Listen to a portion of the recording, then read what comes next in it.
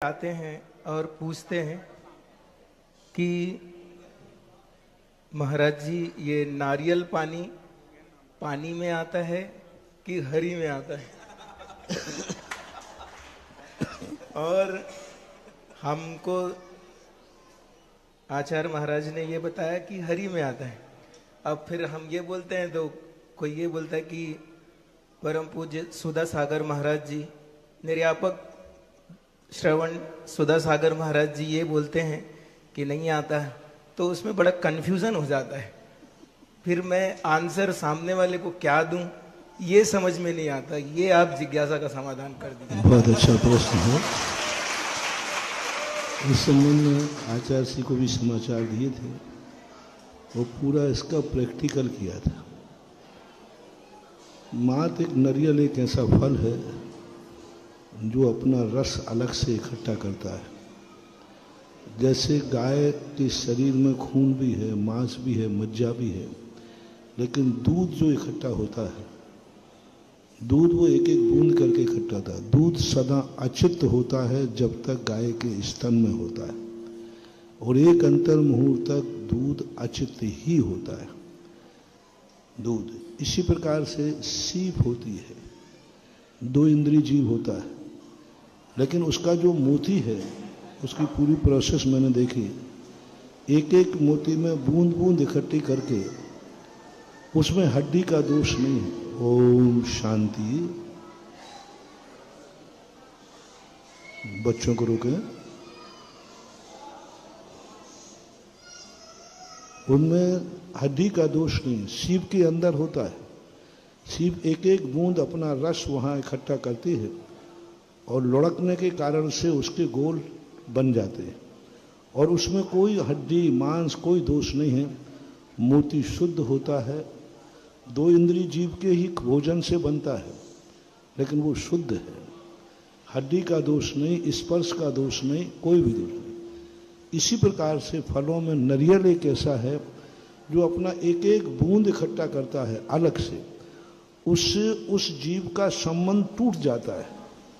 जब नारियल पानी के अंदर आता है एक एक बूंद करके, तो उस पेड़ से भी उसका संबंध टूट जाता है, उस श्रीफल से भी संबंध टूट जाता है, उसमें मात एक स्टोर हो जाता है।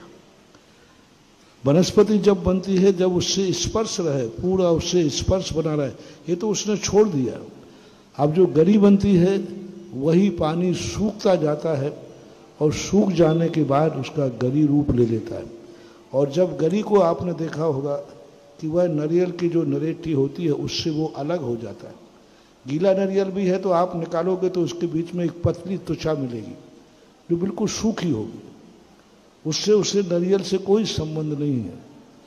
अतः नारियल का पानी, मोती और दूध, ये दोनों प्रोडक्ट एनिमल प्रोडक्ट हैं, लेकिन इसमें कोई भी प्रकार का सचित्तपना नहीं पाया जाता। हाँ, एक अंतर मुहूर्त के बाद दूध भी सचित हो जाता है और नारियल का पानी भी सचित हो जाता है। उसके पहले तक वो दोनों अचित हैं। मैंने आचार्य जी को भी पूरा इसका डिटेल पूरा भेजा था, मूलचंद जी लोहाड़िया थे उनके द्वारा, और काफ़ी डिस्कशन हुई। तो आचार्य ने कहा यदि ये प्रोसेस है तो फिर बात ठीक है। ये कह के आचार्य जी ने इसका समाधान किया था, क्योंकि इसको हमने पूरा वैज्ञानिक ढंग से पूरा परीक्षण किया कि इसमें कहीं ना कहीं से वनस्पति काय का संबंध नहीं बन रहा है, क्योंकि वो रस है। यदि इसका बनता है तो दूध भी अवश्य है, क्योंकि दूध भी भोजन से बनकर के एक थैली में स्टोर हो रहा है, लेकिन उसमें कोई दोष नहीं है, दूध अचित्त है। इसी प्रकार मोती का जो मैंने उदाहरण दिया, ये तीन चीज़ों को एक साथ हम तुलना करके देखेंगे तो यह बात समझ में आ जाएगी कि नारियल का पानी अचित्त है, वह हरी में नहीं आता। जैसे दूध मांस में नहीं आता, इसी प्रकार वो हरी में नहीं आता है। और मोती जैसे हड्डी में नहीं आता है, मोती भली दो इंद्रिय जीव बनाता है, उसकी लार से बनता है, उसके शरीर में से स्राव होता है, उसी से बनता है, वो ही बनाता है, लेकिन फिर भी उसमें अस्थिपने का दोष नहीं आता है। ऐसा इसका विचार किया है और ऐसे ही मैं बोलता हूँ, क्योंकि आगम में कहीं भी इस चीज़ के संबंध में अलग से कोई उल्लेख टारगेट नहीं बनाया गया। हाँ, गीला जो नारियल ऊपर जो हरा दिखता है, जो आता है, वो जरूर बिल्कुल वनस्पति का है, क्योंकि उसका पेड़ से संबंध है। पानी का बूंद बनने के बाद उस वनस्पति का पेड़ से कोई संबंध नहीं होता, ऐसा मानना चाहिए।